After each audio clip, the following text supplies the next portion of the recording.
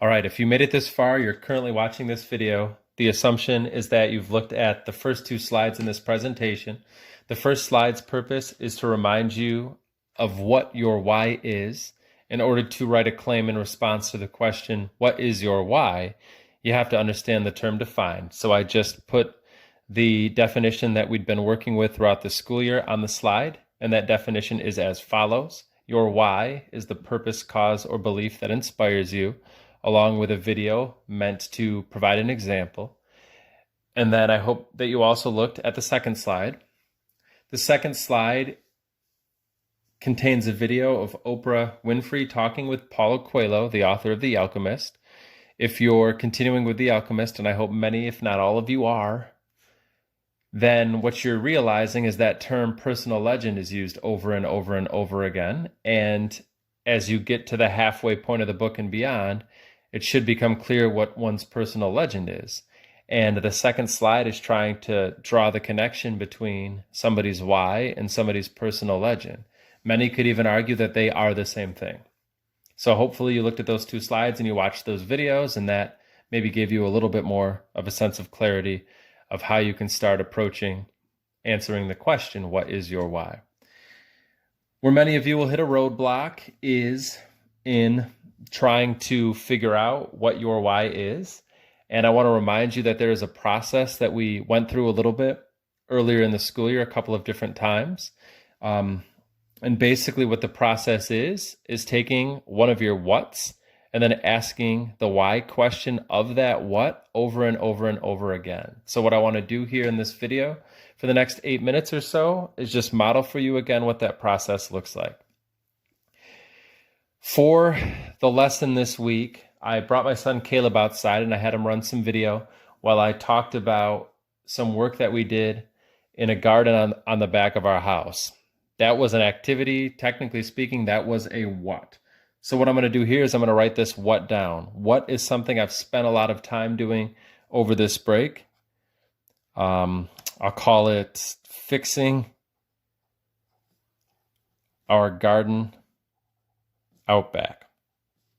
So that is one of my whats. That's been a what for me since we left Bulldog Boulevard. A lot of hours have been spent out in that back garden. The directions here say, engage in some soul searching and self-pushing, asking yourself why until you can't go any further. As you do so, jot down notes on these lines. What is your why? Fixing our garden out back. Why did we do it? We have been wanting to create a rock garden out back for years. I want to remind you that when you ask and answer the why question of a what, oftentimes a very simple answer will come to you quickly, and that is never the answer that you're actually looking for. It requires a lot more than that. So even though I answered the why question, I'm not even close yet. I've got to ask this why question over and over and over and over again. So I'm going to continue to do that. We have been wanting to create a rock garden out back for years. Well, that implies that we didn't do it for years. Several years went by and we did not complete that project, which begs the question, why did it take us this long? Well, prior to our time out of school since March,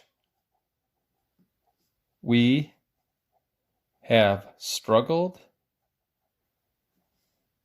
to find the time. Which then begs the next question. Why don't you have time to complete this project? What are you doing instead with your time that makes you too busy to complete the project on the back side of your house? Well, typically in the spring, much of our free time is spent on youth sports. For example, had COVID-19 not occurred, what we would be doing right now, well, heck, today is a Wednesday. It is almost 5 o'clock. I probably would be right now rushing to complete a family dinner with my wife and my 3 sons, and then driving down to Bowen Park for a baseball practice. Some nights we actually have weeknight games, so we might even have a game on a beautiful Wednesday night like the one that I'm currently experiencing. So typically in the spring, we are running around, for lack of a better term, for youth sports related endeavors. What my wife and I have realized during this time, during these current circumstances, is that maybe we're spending a little bit too much time on youth sports. Maybe we can scale that back a little bit, which begs the question, of course, then, why? Why do we have our kids? Why am I, as a coach, so involved? Why are we so involved in youth sports if it's so time consuming? Well, the answer to that question is we enjoy giving our kids opportunities to do what they love. Quick little sidebar to that, because this popped into my head. Well, what do my kids love to do? Well, obviously they love to play sports. That is a passion for all 3 of them. They love to play sports. They love to just play in general. Right now, as I wrap this video up, I can look out the window of the home office I'm sitting in, and I see my son Caleb. He's standing on a table next to a tent that he and his brothers pitched. The twins are peeking inside of the tent. If I followed the narrative well enough from my perch here in the desk chair, I think they found like a grasshopper or something and put it in the tent. So I think that they're just looking in the window, observing the grasshopper. Why Caleb was standing on a little picnic table, I'm not sure, but he has since jumped down. He's run off. They're laughing. They love playing with each other, whether it's sports or otherwise. That actually brings me back to the garden. Why did we want to put in a rock garden in the back of our house as opposed to putting in a garden with mulch, a garden with a lot of plants? If you saw the video that I posted on Flipgrid, you'll find that the garden's pretty much empty. It's just a lot of rock. Well, the reason we wanted to put in a lot of rock is we wanted to build a spot for our kids to play with cars, trucks, etc. Something that starts to happen, at least for me, and I hope it happens for many of you as well, is the more I go through this process, the more I start to see how some of these items connect and how they relate to each other, how they fit together. So something that I'm realizing is a lot of why my wife and I do what we do has to do with providing opportunities for our kids.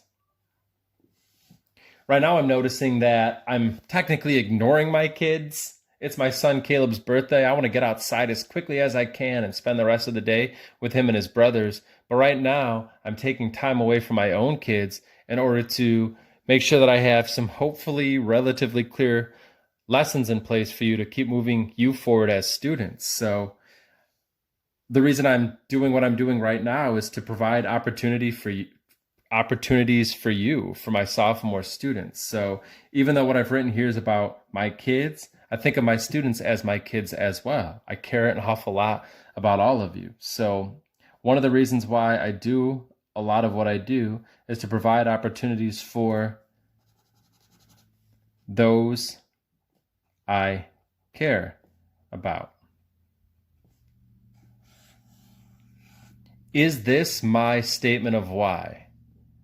Jonah, what is your why? My why is that individuals should provide opportunities for those that they care about. Probably not entirely. Probably needs some more work, but I'm getting there. I'm getting closer. Going through this process, thinking about a very specific what, it's getting me closer. If I do this for a few more whats and I start to look for some patterns, I can probably write a pretty nice claim. I urge you to start doing the same sooner rather than later. Best of luck on your end of course assignment.